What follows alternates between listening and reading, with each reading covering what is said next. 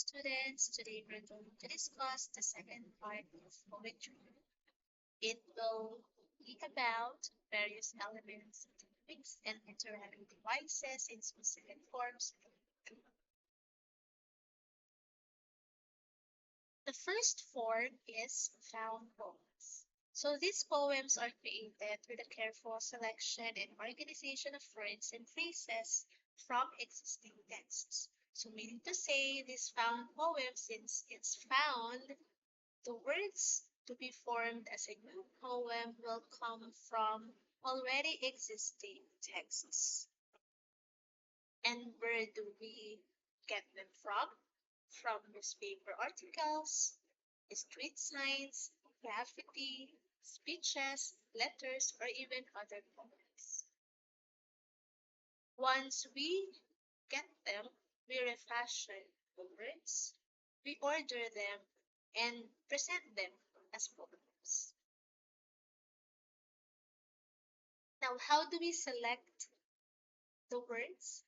Either we look the words that we choose, the word or words that we choose, or phrases that we want to use in a new poem, or to deselect the words which we will not use as shown in the right picture and just leave the words or phrases which we will or we want to use in our new poem. So this is an example. It looks like a collage because it came from some of the words here came from probably magazines or from the newspaper. And this is the second example. Moving on, we have Tanaga, the second form. It is a type of Filipino poem, meaning it's localized, it came from us. So it consists of 4 lines with 7 syllables from each line with the same rhyme at the end of each line. It has a 777 syllabic verse.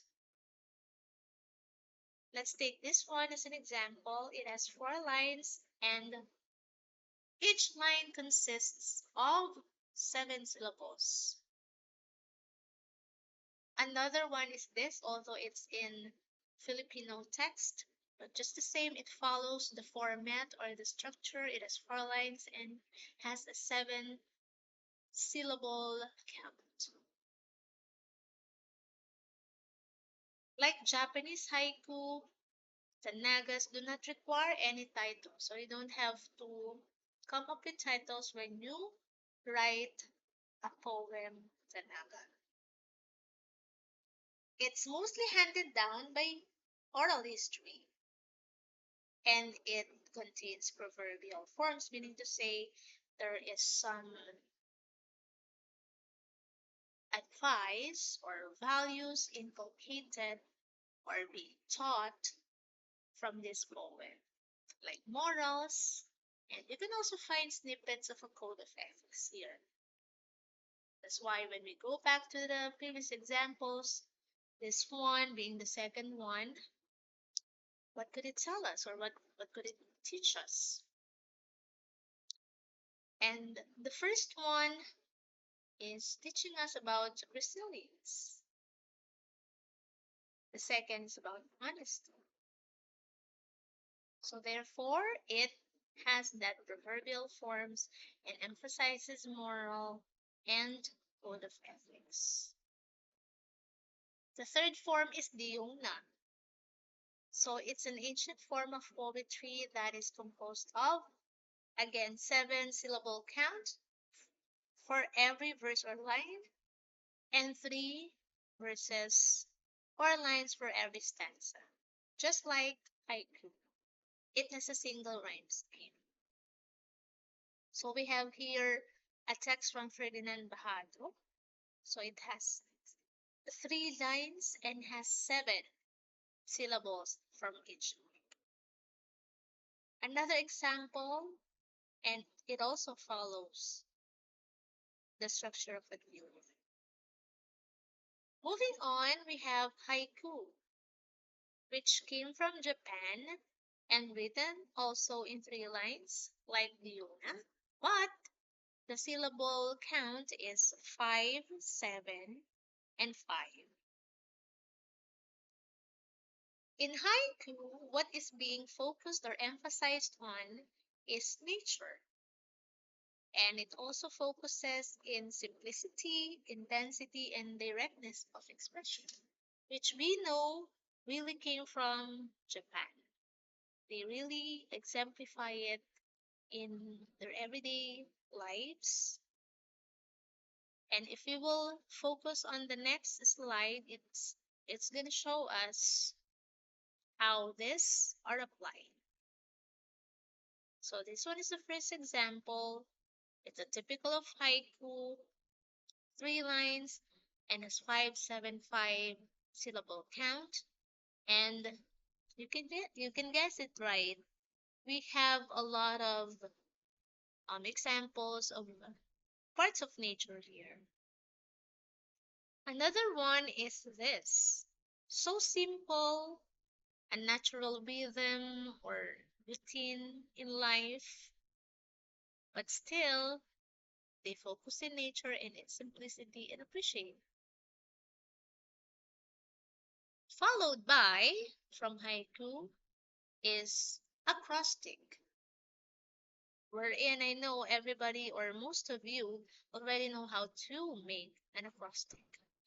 It's a poem where the first letters of each line spell out a word or phrase vertically that acts as the theme or message of the poem.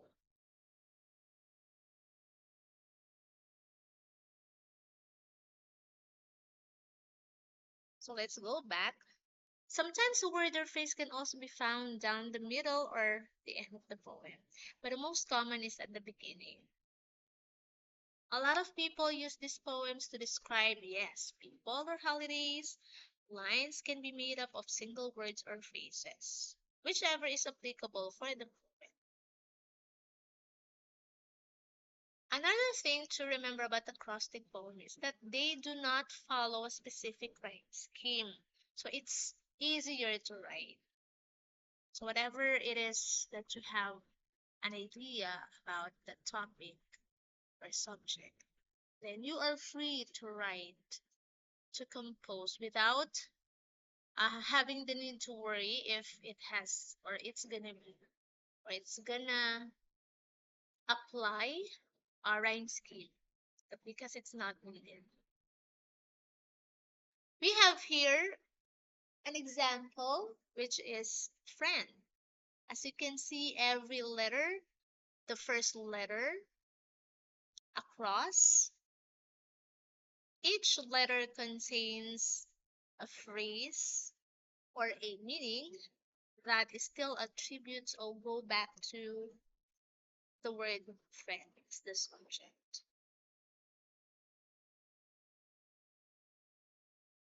The next one is sonnet.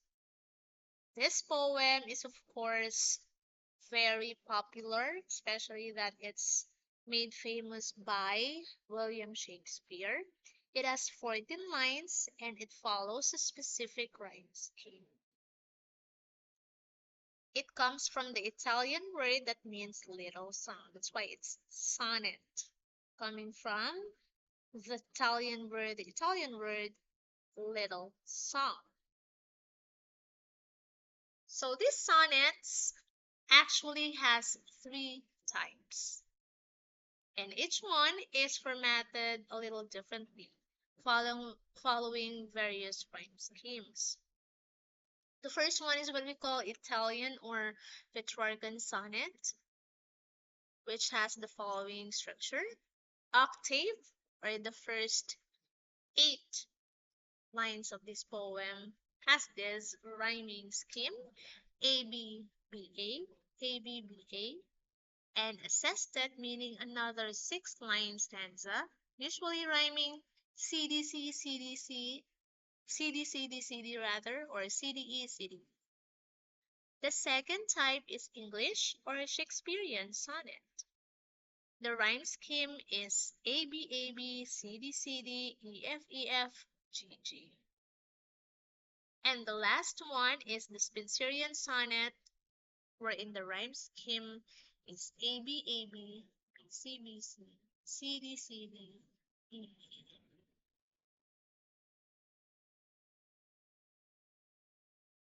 Another thing is that they are named after the poets who made them famous. And these forms they are traditional, having been around since 16th century. The poem is written in three quatrains, specifically pointing to the Shakespearean sonnet, and ends with a couplet or a two-line stanza. It's an example of Petrarchan sonnet. How do I love? The next one is the concrete poem. This poem uses the words to form the shape of the subject of the poem. That's why it's also known as shape poem. We have here the following example. So here we can see the words forming, the words of the poem forming a cat, meaning to say the subject of this poem is the cat. Thereby the words were intentionally formed the cat, the cat's silhouette or shape. Next one is the lyric poem. It is a short poem that is usually written in first person point of view. It expresses an emotion or an idea or describes a scene. So this is our example by William Wordsworth. Followed by Cinquain. It is a five-line, so from the name itself, Cinquain or cinco in Spanish. It is a five-line untitled poem where the syllable pattern increases by two for each line except for the last line, which ends in two syllables. 24682 is its syllabic count. It's our example for this one. And lastly is the narrative poem. It is a form of poetry that tells a story. By the name itself, you can guess that already. Often making the voices of a narrator and characters as well. The entire story is usually written in metered verse, meaning to say it has a prescribed meter, a number of food, depending on the type of food and how many food, it determines the meter.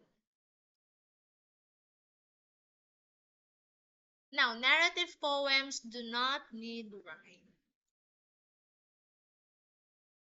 Oh, that's it. So there you go. We have discussed the 10 forms of poetry, or we can also say that it's the types of poetry. Thank you for listening. I hope you learned a lot and some of the parts of this lesson were clarified. If you have any questions, don't hesitate to ask me. Thank you.